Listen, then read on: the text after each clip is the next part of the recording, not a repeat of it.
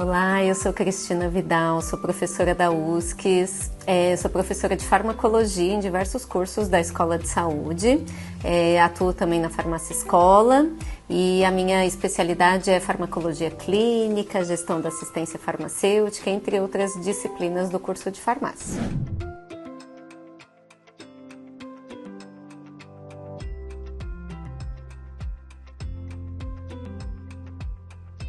Sobre interação medicamentosa. O que é? Quais os riscos?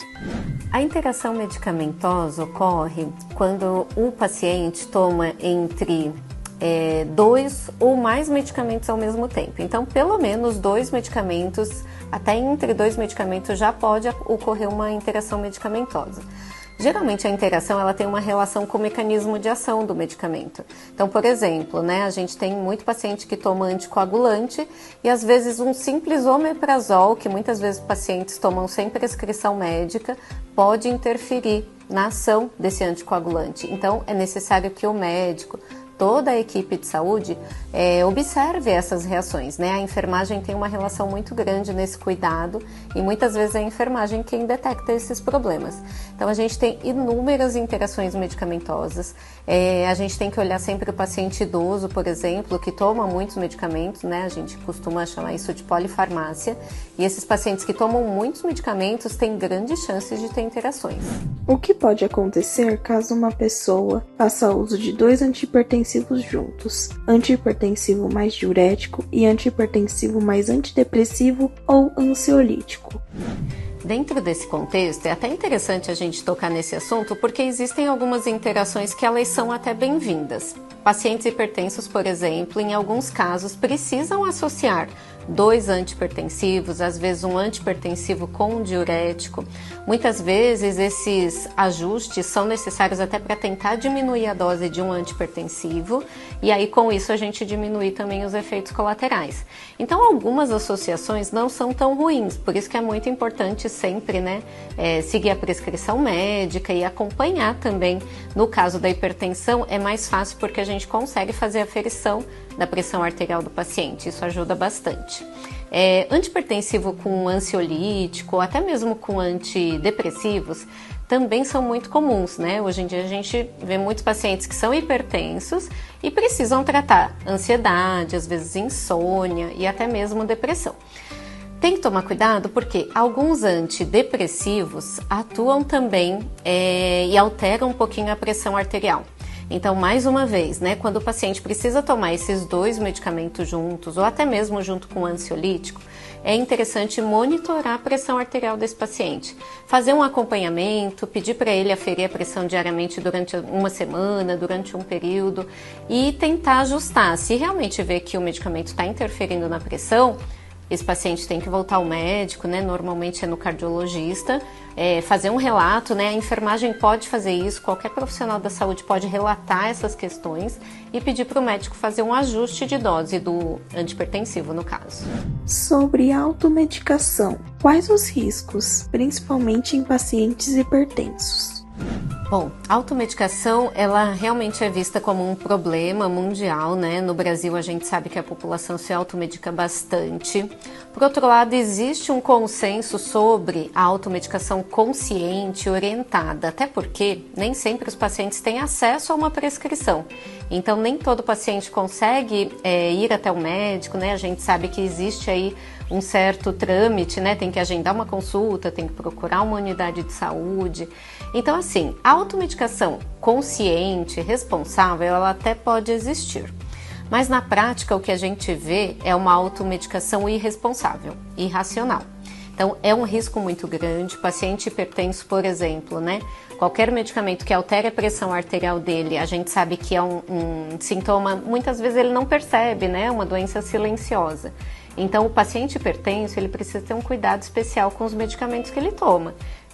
Evitar a automedicação, evitar inclusive uma variação muito grande aí na dieta, Então alimentos muito ricos em sódio, por exemplo, tudo isso pode interferir. Então é um alerta que a gente faz, paciente hipertenso, paciente que tem problema cardíaco, evitar o uso de medicamentos que possam interferir na pressão arterial também. Quais são os efeitos colaterais? Bom, efeitos colaterais, né? A gente costuma dizer que todo medicamento tem. Eu brinco nas aulas, não tem medicamento bonzinho. Às vezes mesmo um fitoterápico pode ter reação adversa, o paciente pode ser alérgico. Então, na prática, a gente orienta muito a população a evitar a automedicação. Então, a gente tem diversos efeitos colaterais que podem ser uma reação alérgica, uma reação tópica na pele, né? Então, ali um começo de uma alergia, onde o paciente vai ter uma mancha na pele, coceira, ali um prurido associado. O que pode acontecer também é uma reação tóxica, né? Esse paciente ter realmente uma intoxicação, que é algo mais grave, né? A própria reação alérgica pode ser grave, também pode evoluir para um choque anafilático. Então, a gente tem diversos medicamentos que podem ter esse desfecho, entre outros, né? A gente vê que na bula dos medicamentos, efeitos colaterais aparecem desde reação alérgica até reações gastrointestinais, enjoo, desconforto gástrico, enfim, é muito importante ficar atento, relatar qualquer efeito colateral, qualquer reação adversa e, se for algo grave, procurar uma ajuda médica. Na maioria das vezes, uma reação alérgica grave, um efeito colateral grave, precisa de atendimento de emergência. Assuntos gerais. Quais os riscos da pausa medicamentosa sem orientação médica? Qualquer tratamento medicamentoso, ele precisa, da orientação, da prescrição médica, do acompanhamento de profissionais da saúde. E a gente precisa saber o tempo certo de parar esse tratamento. Alguns tratamentos são contínuos, o paciente vai ter realmente que tratar aí para o resto da vida.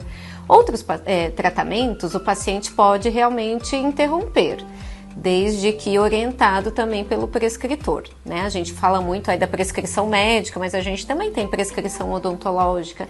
Em alguns casos, o próprio enfermeiro pode fazer prescrição. Dentro de alguns serviços, inclusive, existe padronização para isso. Então, assim, a recomendação é que o paciente não pare um tratamento por conta própria. Ele realmente precisa, saber até que ponto que ele pode, interromper esse tratamento. Exemplo, um ansiolítico, por exemplo, o paciente está tomando ali um calmante para ansiedade. Às vezes ele para esse tratamento, ele pode ter ali uma síndrome de abstinência, pode evoluir para uma crise de ansiedade mais grave, até mesmo, uma crise aí de síndrome do pânico, que pode ser algo, que pode levar a um desfecho ainda mais grave para o paciente. Então, a ideia é que nenhum medicamento seja interrompido sem orientação e que o paciente relate, para o médico, para o prescritor, os sintomas que ele está, sentindo ali, se ele quer realmente parar de tomar esse medicamento antes ou se é o tempo certo para ele parar. Então, a recomendação é que ele não interrompa por conta própria. Um recado importante, o paciente hipertenso, ele realmente precisa de acompanhamento. A gente sabe que a hipertensão muitas vezes é uma doença silenciosa, então é também importante alertar esses pacientes que eles precisam monitorar a pressão arterial. Recentemente a gente teve uma atualização aí, dos critérios para hipertensão. Então, hoje a gente tem aí até mesmo uma classificação da pré-hipertensão. Ou seja, o paciente que tem pressão arterial 12/8, é um paciente que precisa ter um acompanhamento.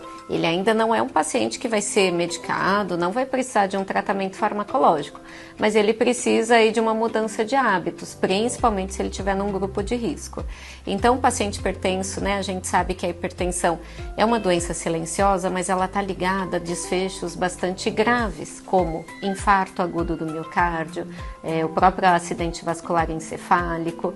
Enfim, é uma doença que teoricamente é fácil de tratar, A gente tem tratamento gratuito no SUS, isso é super importante de ser dito, mas o paciente precisa de conscientização. Então, ele precisa estar consciente do risco e da necessidade de tratar aí com o uso correto dos medicamentos e com a mudança de hábitos, que é super importante. Uma alimentação adequada, prática de atividade física quando possível.